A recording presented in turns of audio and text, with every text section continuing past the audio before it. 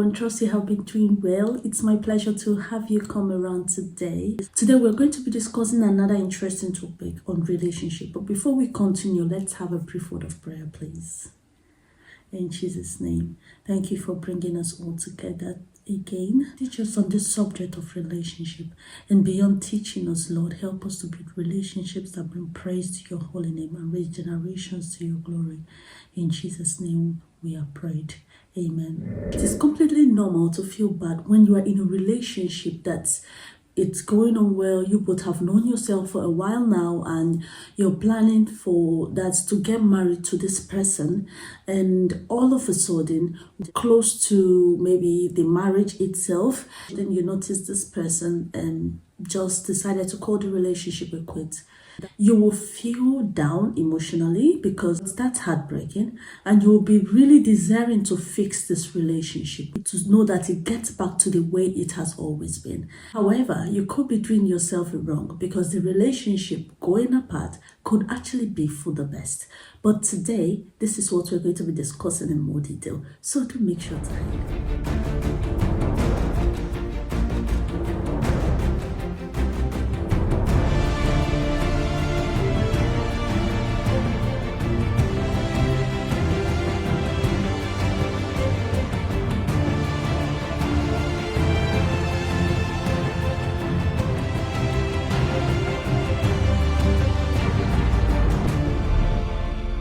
Hey everyone, welcome back to Relationship Talk with Godiva. Today we're going to be going over 5 mistakes women make when a man pulls over and what to do instead.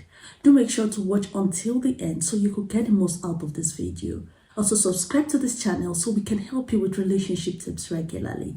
Now let's get straight into the video. A committed relationship truly is a relationship where both persons are heading to marriage. So in this kind of relationship, the both people involved start to make initial plans. That's a deeper commitment plan that is beyond that of mere friendship, because you're not having plans to go into marriage. However, when women are in such kind of relationship, there are certain things women can do that has the potential to make the man feel to go away, that indirectly pushes the man away.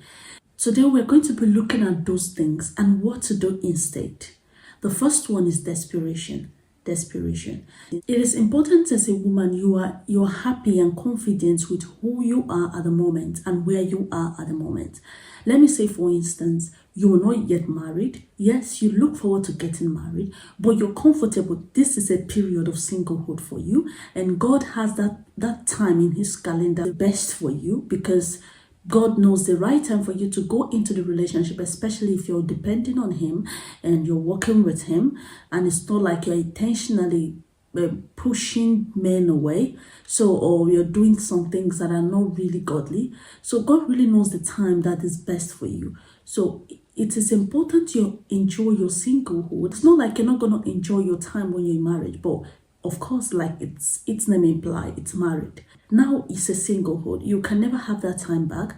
So it's important a woman is happy with who she is at the moment, even while she keeps becoming the better version of her, and enjoy the stage where she is at the moment as a single, and avoid any kind of desperation, as it gives a wrong impression. It can actually give a wrong impression to a man. I'm not in any way advocating that a committed relationship should stay for a very long time, because it's not very good, especially as a woman. If you're in a committed relationship that's heading to marriage, I don't advocate it stays for a very long time, as it's not very advisable. But I don't also encourage that when you're in that relationship, you are the one putting it forward and marriage. No, let the man take the lead of mentioning marriage and mentioning all of that. It's not like you can't, maybe once it has stayed for some time, it's not like you can't say it will not be good staying for a long time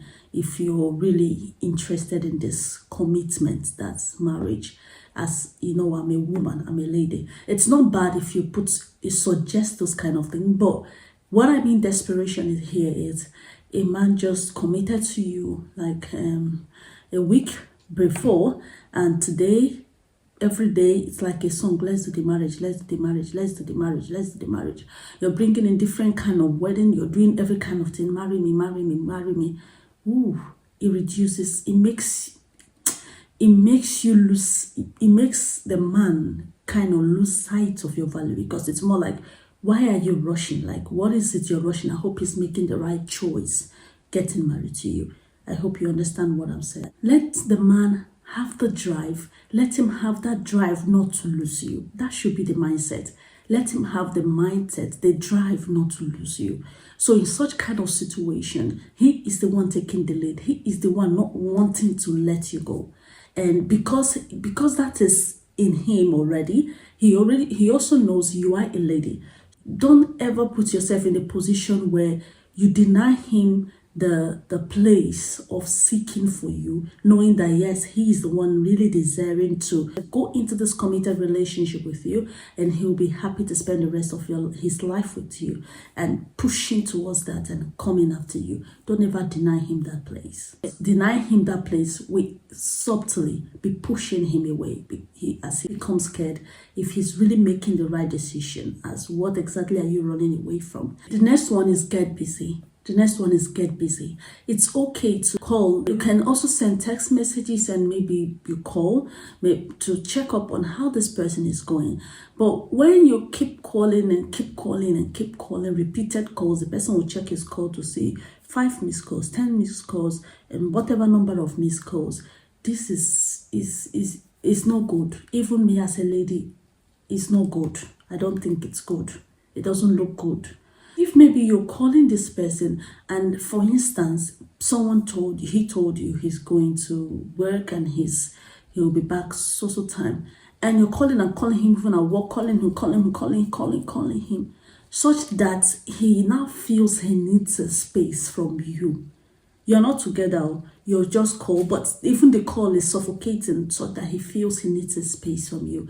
This is pulling away. It's important you get busy. Get something doing. Be busy with your life, such that it's not like you don't call him, but he misses your calls, and he desires to hear your voice, not the other way around of desiring to have some space from you. So, but when you are idle, you might fall prey into this and wanting to call every minute to just hear from him. And this is really not good. Can put him off. The next one is don't be a dependent. Don't be somebody that because you are in a committed relationship with somebody, you are seeking for everything you need from him. And even in your work, in your day-to-day work, it might be your studies, it might be anything you do, you just push it to him to do it completely. That is choking. It's important that you do certain things you do.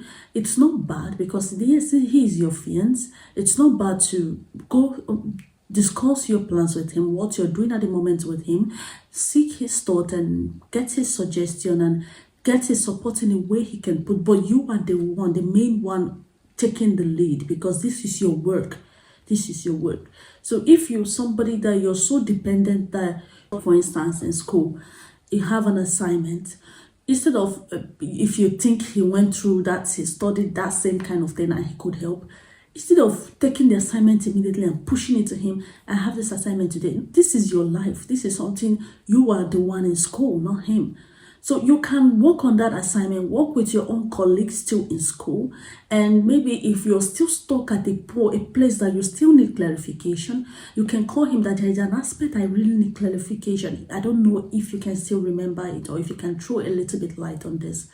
So he throws a light and you complete it, you work on it. This is what I mean. Such that you just need a support, but you are in charge of your life. It's not like you're dependent on him, but it's not bad if, just like vice versa. If you're a lady, you can support your man, it's not bad. And if you're a man, you support your woman, it's not bad, as long as you have the capacity to do all of this.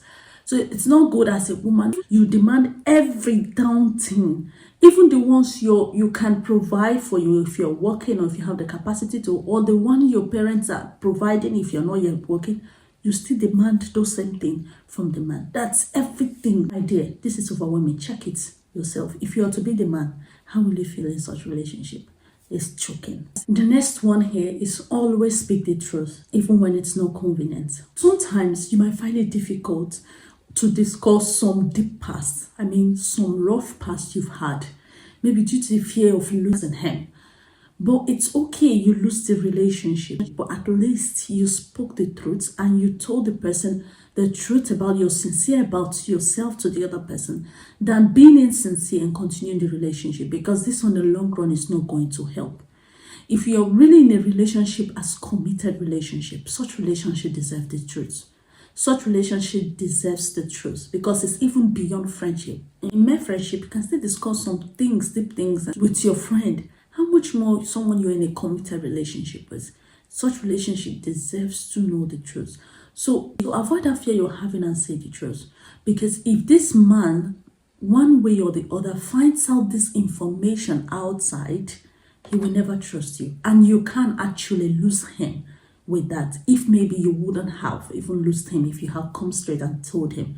Because this will make him always have the consciousness, who knows what you're also hiding, that he might not know. But when you tell him everything, then he makes his decision and feels like, okay, I still will want to continue this relationship with you. When he goes into that relationship, no matter whatever he hears outside that might not look good, he will know that if you did this, actually, you will tell him. And he will be able to cover you, he will be able to run with you and know that, okay, this is what he's signing up for, as he's really signing up for it. And if he's quitting, he's not continuing with this, he's quitting. It's better than in marriage, discovering it in marriage, because you might just be making a hell for yourself in marriage. Ensure to be very much free to communicate what is it your past is, and say the truth of everything of yourself. All you know, all you have done, no matter how dirty, no matter how whatever it is that is scary to say, it's important you find a better time, but communicate it. Next one is be homely. Be homely. I heard of a lady who when she wanted to, a young guy was dating her, she was like, she wouldn't want to cook, she wouldn't want to clean the house and all of that. I don't despise the part that, of course, if you're in a relationship with your spouse who loves you, the work should be mutual. You both should work together to support each other so that nobody feels overwhelmed or tired or burdened all on him or on her. So, but it doesn't mean you say you don't, even though you say, okay, you're not going to cook, that means you're leaving the whole burden to the young guy, or you're leaving everything to the young guy. And it's not healthy. How much if the burden of cooking and everything is left on you? It doesn't make sense. So if you should be in a committed relationship and you're giving list of things that you wouldn't do, you can be sending away potential suitor. Most times you send this young man away. So because this man might not be able to meet up with this, it is not bad if maybe you're financially blessed and you think, okay, you can pay off or handle this. But even while you're handling all of this, your presence and your own impact can never be replaced. You still make sure to be homely. Don't have the thought of true love will accept you the way it is. That is not what it means. That is not what true love will accept you the way it is. That's not what it means. Actually, if you even love each other, you should make the burden lesser. You should plan towards having a home that is beautiful. So this is not in any way going to help attain that. So just like I mentioned, even though you're working and you feel you can pay up some things, activities in the home, good. But there are certain places your whatever money cannot replace. It's just like your presence with your spouse, your presence with your family, that bond time, or sometimes your own food that they might want to, sometimes if you are paying off the food, they might want to enjoy or something like that. Your presence in the family cannot be replaced with finance.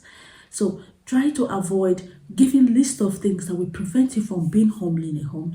You can't be sending potential real relationship that God is actually wanting to bless you with, can be sending them away. In summary, as a lady, make sure you're comfortable where you are. Make sure you're comfortable who you are.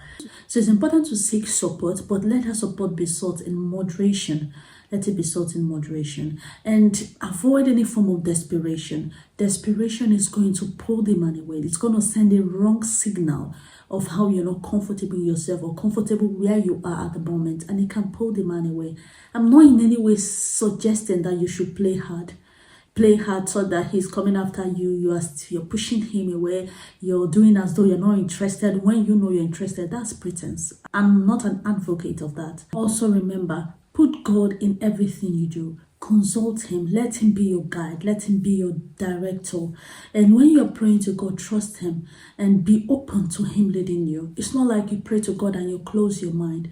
So if a relationship that you really wanted to get married was already close to marriage and the thing shattered, you never know. God might be working in the best way for you.